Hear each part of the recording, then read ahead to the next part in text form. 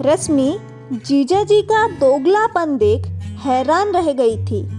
बेटों जैसी पली बड़ी बेटी पर तो उन्हें फक्र था, परंतु बहू को आज़ादी देने के पक्ष में वे ना थे। दो चेहरों वाले इस इंसान का कौन सा चेहरा असली था या कौन सा नकली, क्या कोई जान सका? वैसे जीजा जी मेरी सगी बहन तो नहीं, लेकिन अम्मा और अप्पा ने उन्हें हमेशा अपनी बेटी के समान ही माना। इसलिए जब मेरे पति ने मुंबई की नौकरी छोड़कर हैदराबाद में काम करने का निश्चय किया, तब आपा ने नागपुर से चिट्ठी में लिखा, अच्छा है हमारे कुछ पास आओगे तुम लोग, और हाँ, जीजा जी के हैदराबाद में होते हुए फिर हमें चिंता कैसी। जीजी बड़ी सीधी सादी मीठे स्वभाव की हैं। दूसरों के बारे में सोचते सोचते अपने बारे में सब कुछ भूल जाने वाले लोगों में से वे सब में से आगे गिनी जा सकती हैं। अपने माता पिता भाई बहन कोई ना होने पर भी केवल निस्वार्थ प्रेम के बल पर उन्होंने सैकड़ों अपने जोड़े हैं, लेकिन तुम्हारे जीजा जी को वे जीत नहीं पाई हैं। मुकुंद मेरे पति ने 2-3 बार टिप्पणी की थी, जीजा जी कितना प्यार करते हैं जीजी से। मैंने विरोध करते हुए कहा था, घर उनके नाम पर, गाड़ी उनके लिए, साड़ियाँ, गहने, सब कुछ। मुकुंद ने हर बार मेरी तरफ ऐसे देखा था जैसे कह रहे हो, बच्ची हो तुम क्या समझोगी। हैदराबाद आने के बाद मेरा जीजा जी के घर आना जाना शुरू हुआ। घरों में फासला था, पर मैं या जीजी समय निकालकर सप्ताह में एक बार तो मिल ही लेती। अब तक मैंने जीजी को मायके में ही देखा था। अब ससुराल में जिम्मेदारियों के बोझ से दबी लोगों के कारण उठती उंगलियों से अपनी भावनाशील मन को बचाने की कोशिश करती जीजी मुझे दिखाई दी। कुछ असुरक्षित सी, कुछ घबराई सी, और मैं केवल उन्हें देख ही सकती थी। जीजी की बेटी शिवानी कंप्यूटर इंजीनियर थी। वह मैनेजमेंट का कोर्स करने के बाद अब एक प्रतिष्ठित फर्म में अच्छे पद पर काम कर रही थी। जीजा जी उसके लिए योग्य वर की तलाश में थे। मैंने कुछ अच्छे रिश्ते सुझाए भी, पर जीजा जी ने मुंह बनाते हुए कहा, क्या तुम भी रश्मि, शिवानी की योग्यता का कोई लड़का बताओ तो जाने। लेकिन जीजा जी, उमेश बहुत अच्छा लड़का है, होशियार, सुदर्शन, स्वस्थ और अच्छा कमाता है, कोई बुरी आदत भी नहीं है। पर अब उस पर अपनी 2 छोटी बहनों के विवाह की जिम्मेदारियां हैं और उसका अपना कोई मकान भी नहीं। जीजा जी ने एक एक कर उंगली मोड़कर गिनाना चाहा। यह तो दोनों मिलकर आराम से कर सकते हैं, शिवानी भी तो कमाती है। मैंने तो उनकी बातों को काटते हुए कहा, देखो रश्मि, मैंने अपनी बेटी को बेटे की तरह पाला है, उसे उसकी काबिलियत का पैसा मिल रहा है। इतने सालों की उसकी कड़ी मेहनत, मेरा मार्गदर्शन अब जाकर रंग लाया है। वह सब किसी दूसरे के लिए क्यों फिजूल में फेंक दिया जाए। मैं स्तब्ध रह गई।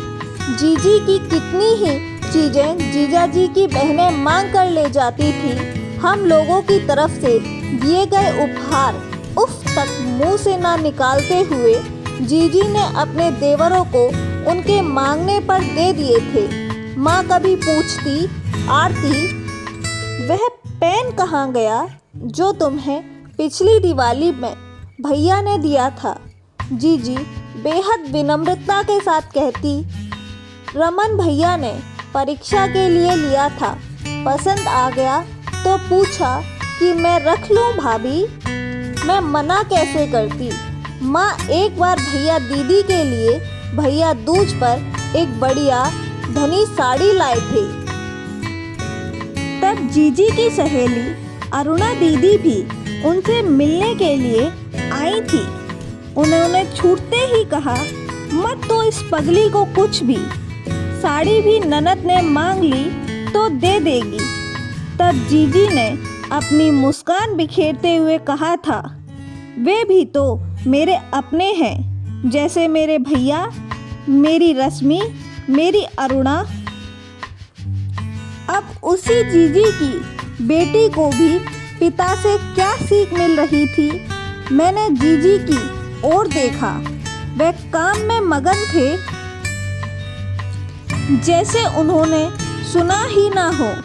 मुकुंद कहते हैं, मैं कुछ ज़्यादा ही आशावादी हूँ। दीवार से सिर टकराने के बाद भी दरवाजे की टोल लेती रहती हूँ। जीजी के बारे में मैं कुछ ज़्यादा भावुक भी तो हूँ। शिवानी हालांकि कुछ नकचड़ी है, फिर भी बचपन से उसे देखने के कारण उससे लगाव भी तो हो गया है। इसलिए बार बार प्रस्ताव लेकर आती हूँ। क्या रश्मि, तुमने बताया था ना, पता वहाँ चिट्ठी भेजी थी। एक दिन जीजाजी बोले, कौन? वह बेंगलुरु वाला? मैं कुछ उत्साहित हो गई। हाँ, वही महाशय। उनकी ये लंबी चौड़ी चिट्ठी ऑर्डर है। मैं इसे पढ़कर तुम्हें सुना देता, पर ऐसी मूर्खता भरी बातों का मैं फिर से उच्चारण नहीं करना चाहता। इसमें उनकी क्या गलती है? जीजी ने पहली बार चर्चा में भाग लिया। वे लोग चाहते हैं कि उनकी बहू को गाना आना चाहिए, वे सब गाते हैं। तुम चुप रहो आरती। जीजाजी की आवाज़ में कड़वाहट थी। शिवानी को गाना ही सीखना होता तो कंप्यूटर इंजीनियर क्यों बनती? अरे, घंटे भर के गाने के लिए 1000-1200 रुपए देकर वह जब चाहे 10-12 गाने वालों का गाना सुनवा सकती है। तुम भी आरती। लेकिन जीजाजी, उन्होंने तो अपनी अपेक्षाएं आपको बता दी हैं, वह भी आपने संपर्क किया तब। मैंने कहा, तुम दोनों बहनें पूरी गवार मनोवृत्ति वाली बन रही हो। शिवानी ने कहा, लड़की है, इसलिए उसे रंगोली बनाना, गाना गाना, खाना बनाना आदि आना ही चाहिए। यह सब विचार कितने दकियानुसी भरे हैं। अब हम लड़कियां बैंक, ऑफिस आदि हर जगह मर्दों की तरह कुशलता से सब कुछ संभालती हैं, तो सिलाई बुनाई अब मर्द क्यों नहीं सीखते? शिवानी, अगर तुम्हें कोई लड़का पसंद नहीं है तो मना कर दो, पर किसी की अपेक्षाओं की खिल्ली उड़ाना कहाँ तक उचित है? जीजा का स्वर जरा ऊंचा था। तुम मेरी बेटी पर किसी तरह का दबाव नहीं डालोगी। जीजाजी ने एक एक शब्द अलग करते हुए सख्त आवाज में कहा, मैंने देखा है, रश्मि साथ होती है तब तुम्हें कुछ ज़्यादा ही शब्द सूझते हैं। मैं दंग रह गई और जीजी चुप। हम क्या शिवानी की या जीजी के ससुराल वालों की दुश्मन थी, जो दोनों साथ मिलकर शब्द युद्ध छेड़ती? मुकुंद को मैंने यह सब बताया ही नहीं। शायद वह जीजी के घर से संबंध कम करने के लिए कहते। जीजी की दुनिया में शीतल छाया बनकर रहना चाहती थी। कितना कुछ बोला होगा जीजी ने आज तक। जीजाजी के सभ्य सुसंस्कृत चेहरे के पीछे इतना जिद्दी, इतना सब केंद्रित व्यक्ति होगा, यह किसे पता था? मेरी जीजी से सारे परिवार के लिए स्वेटर बुनवाने वाले जीजाजी अपनी बेटी के बारे में इतना अलग दृष्टिकोण क्यों अपनाते होंगे?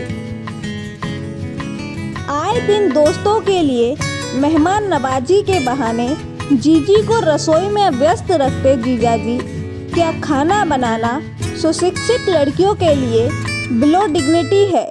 जीजी भी तो पढ़ी लिखी हैं, पढ़ाने की क्षमता रखती हैं। अपने बच्चों की पढ़ाई में कई सालों तक सहायता करती रहती हैं। बाहर की दुनिया में कदम रखते ही अगर औरत घर को भुला देगी तो घर सिर्फ ईंटों का, लोहे का, सीमेंट का एक ढांचा ही तो रहेगा।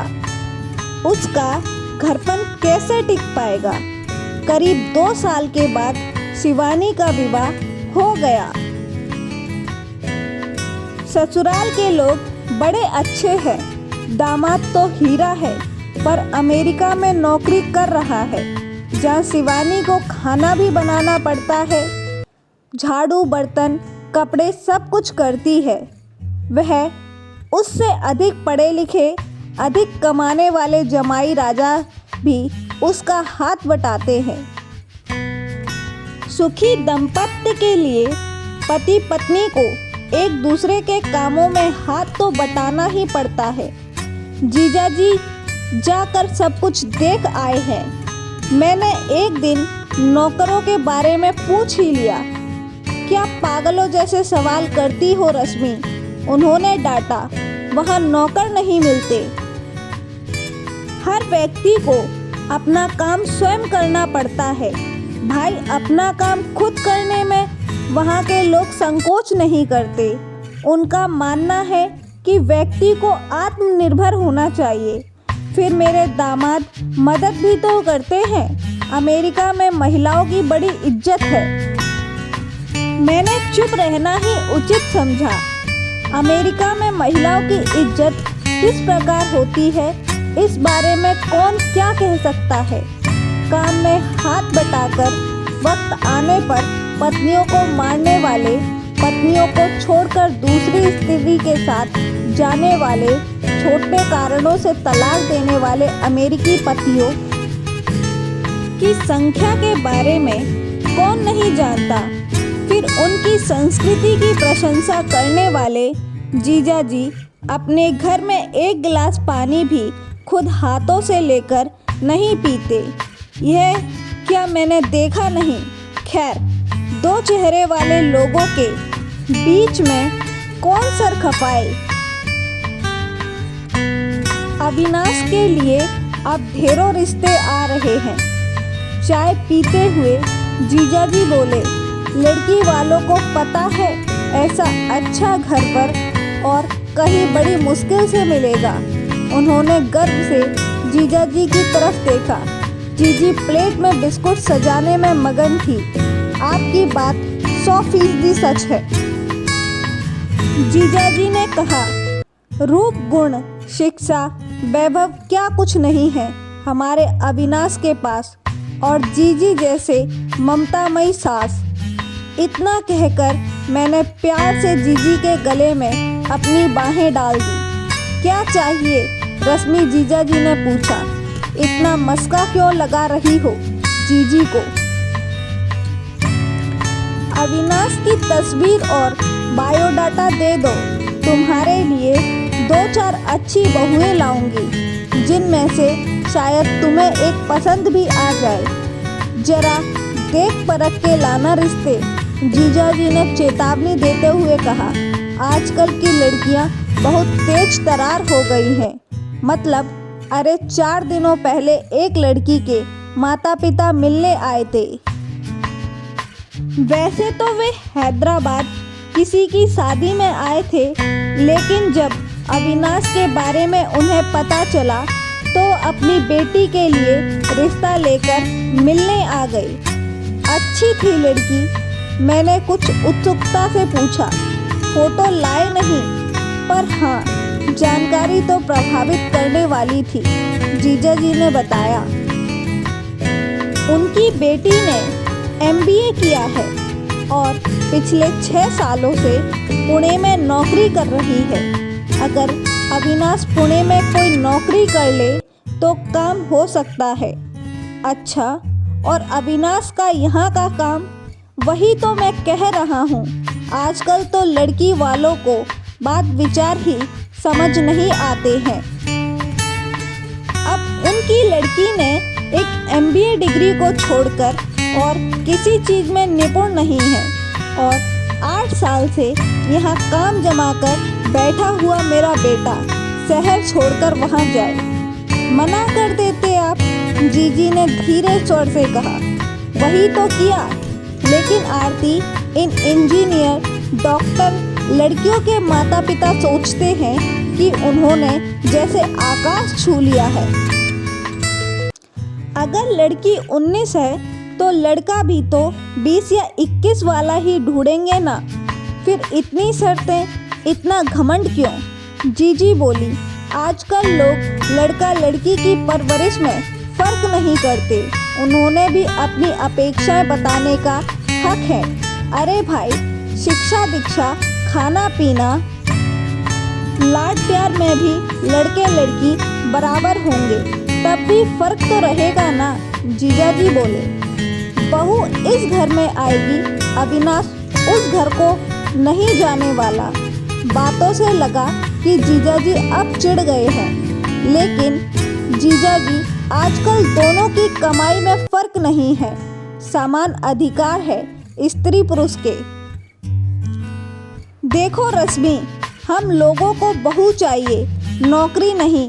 इस घर को एक कुशल गृहिणी की जरूरत है, अफसर की नहीं। अगर लड़की होशियार है, कोई काम कर रही है, तो इस घर से उसे पूरा सहयोग मिलेगा। लेकिन अगर वह घर से ज़्यादा महत्व अपने करियर को देना चाहती है तो उसे शादी नहीं करनी चाहिए। जीजाजी, आपने मेरे सामने यह अभिप्राय बता दिया तो ठीक है, लेकिन किसी आधुनिक विचार वाली लड़की के सामने ये मत बोलिएगा। झगड़ा हो जाएगा, होने दो, लेकिन अपने अनुभव की बातें बताने से मुझे कोई नहीं रोक पाएगा। जीजाजी की आवाज़ ऊंची उठ गई। उस दिन एक महाशय पत्नी के साथ आए थे, कहने लगे कि उनकी बेटी को विदेश जाने का मौका मिलने वाला है, तो क्या अविनाश उसके साथ अपने खर्च से जा पाएगा? फिर मैंने कह दिया कि महाशय, मेरे बेटे को विदेश जाने का मौका मिलता तो पत्नी का खर्चा वह खुद देता और उसे साथ ले जाता। उनकी बेटी भी तो मेरे बेटे का टिकट खरीद सकती है। दोनों की कमाई में फर्क नहीं है, अधिकार समान है। फिर यह दोहरा मानदंड क्यों? मैं चुप्पी लगा गई। अगर कहती कि जीजाजी दोहरे मानदंड वाले तो आप हैं।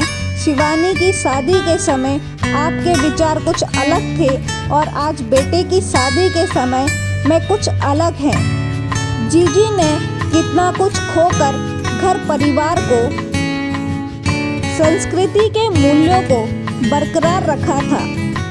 जीजाजी समझदार होते तो जीजी को अपने व्यक्तित्व को गरिमा में रख कर भी वह सब कुछ कर सकती थी, कोई काम भी कर सकती थी। जीजी को खरोचने का काम अकेले जीजाजी करते थे। बेटी और बहू में फर्क करने वाली सास पर अनेक धारावाहिक देखने को और दिखाने वाले समाज में जीजाजी जैसे भी कई पुरुष भी हैं जो पत्नी और बेटी के सम्मान में जमीन आसमान का अंतर रखते हैं। मैं जब सीधी सादी पर समझदार नंदिनी का रिश्ता लेकर गई, तब मुझे जीजाजी की पसंद पर कोई खास भरोसा नहीं था। मेरे मन में जीजी के लिए एक अच्छी, प्यार और सम्मान देने वाली बहू लाने की इच्छा इतनी प्रबल न होती तो मैं जीजाजी के सामने इतने सारे प्रस्ताव न रखती। मुझे पता था कि अविनाश को नंदिनी पसंद आएगी, क्योंकि वह माँ के संस्कारों के सांचे में ढला था। मैं ये जानती थी कि शिवानी भी मुंहफट बातों का स्मार्टनेस समझने वाली जीजाजी को कम बोलने वाली नंदिनी कैसे पसंद आएगी। घर संभालकर अनुवाद और लेखन करने वाली लड़की किसी डॉक्टर या इंजीनियर लड़की जितनी बोल्ड कैसे हो सकती है। शिवानी बिजली है, उसके सामने नंदिनी एक दीपक की छोटी सी लौ की तरह मंद आलोकहीन लगेगी। लेकिन मेरी सोच गलत साबित हुई। अपनी मधुरता से नंदिनी ने सबको मोह लिया। विवाह हो गया। बहुत खुश है अविनाश। जीजी को मेरी तरह एक शीतल छाया मिल गई है। जब मैं जीजाजी को बड़े शौक से खाना खाते और नंदिनी को कोई खास बनाई गई चीज परोसते हुए देखती हूँ, तब मेरे मन में संदेह जागता है कि मैंने नंदिनी के साथ कोई अन्याय तो नहीं किया। शायद जीजाजी को जीजी जैसी स्नेही, घर को प्यार करने वाली ही बहू चाहिए थी, ताकि उनके बेटे का घर अक्षुण्ण रहे, उनके चैन और आराम बने रहें। लेकिन मेरा मन खुद से प्रश्न करता है, दो चेहरे वाले इंसानों की असलियत कौन जान सकता है। क्या पता अविनाश भी कुछ सालों बाद जीजाजी की तरह मैं राह देख रही हूँ, जीजी के पोता पोतियों की पोती आएगी। तभी तो पता चलेगा कि जीजाजी का दूसरा चेहरा सचमुच में उतर चुका है या मौका मिलते ही वह फिर उनके आजकल के चेहरे को ढांकने आ पहुँचेगा। मेरा आशावादी मन कल्पना देख रहा है उस उतरे हुए चेहरे की धज्जियाँ और अब चढ़े हुए चेहरे पर अकलाती तंदुरुस्ती की गुलाबी चमक। दोस्तों, अगर आपको यह वीडियो पसंद आई हो तो कृपया इसे लाइक, शेयर, सब्सक्राइब करना ना भूलें और ये ज़रूर बताएं कि आपके घर में भी कुछ लोग ऐसे हैं क्या जो इस तरह की सोच रखते हैं।